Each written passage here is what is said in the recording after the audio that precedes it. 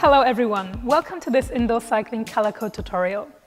During my indoor cycling lessons, I'm riding in 5 different color zones in order to somehow present the intensity of the particular exercise we are riding.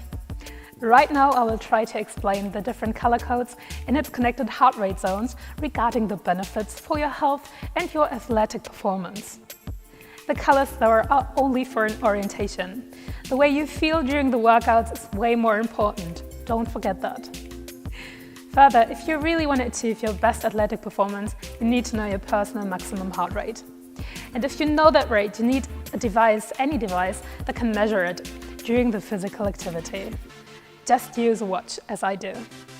The quickest way to calculate your maximum heart rate is to simply take the number 220 and subtract your personal age. This number then can only be an orientation because it's very vague. Now let me tell you something about the different colors that I'm using during my indoor cycling workouts. Let me start with the white section. The white section is also called the health zone. It should be between 50 and 60% of your maximum heart rate. So it's very low and it's perfect for warm-ups and also for cool-downs. You should actually be able to ride in that zone for a very long time. The white section is also called as an entry zone. That is particularly suitable for rehabilitation and regeneration training. The subjective load is usually perceived as very low in this zone. Training is used in particular to stabilize the cardiovascular system. Now let me come to the next zone, the blue section.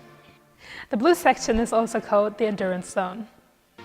You should use a heart rate between 61 and 70% of your maximum heart rate. In this zone, you should be able to ride in between 3 to 8 hours. It is also called the fat burning zone. However, sports medicine studies have shown that the body only starts burning fat in a higher heart rate zone. As soon as the pulse beats reach a value of 60 to 70% of the maximum pulse rate, the body goes into a so-called fat burning mode. When you exercise at this heart rate, your body primarily uses fatty acids to provide the energy it needs. Nevertheless, exercising does not lead to rapid weight loss. In addition to exercise, this is particularly dependent on diet. Experienced athletes perceive a workout in the fat-burning zone as a light to medium load. Therefore, it is often described with the term jet tempo. Now let me come to the next section, the green zone. The green zone is also called the tempo zone. It's a moderate load. You should use a heart rate between 71 and 80% of your maximum heart rate. And riders should be able to ride between 3 to 8 hours without exhaustion. The green zone is also called the aerobic zone. At a pulse rate of over 70%, the body enters the aerobic zone. This extends to a pulse rate of up to 80% of the maximum pulse value. Training in this frequency range leads to a significant increase in endurance. In addition, both the heart and the entire respiratory system are strengthened. In addition to an improvement in aerobic capacity, there's also a significant increase in stress. Even experienced athletes find training in this zone strenuous. Let me now tell you something about the next zone, the yellow section. It's also called the lactate zone. Riders should only ride between 10 to 60 minutes in that zone. We should be between 81 to 90% of our maximum heart rate. The yellow zone is also called the anaerobic zone. When the training pulse reaches the range of more than 80% of the maximum pulse rate, the athlete enters the anaerobic zone. This is often used by competitive athletes for what is known as developmental training. Even experienced athletes find prolonged training in this pulse zone to be exceedingly strenuous.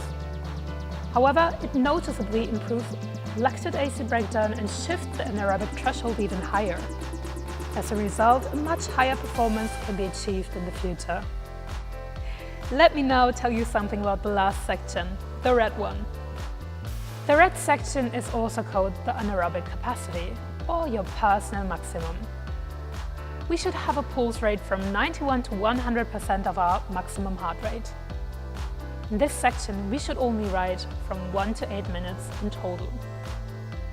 Finally, the heart rate zone, or the red zone, is also called the warning zone when the pulse rate is 90% or higher.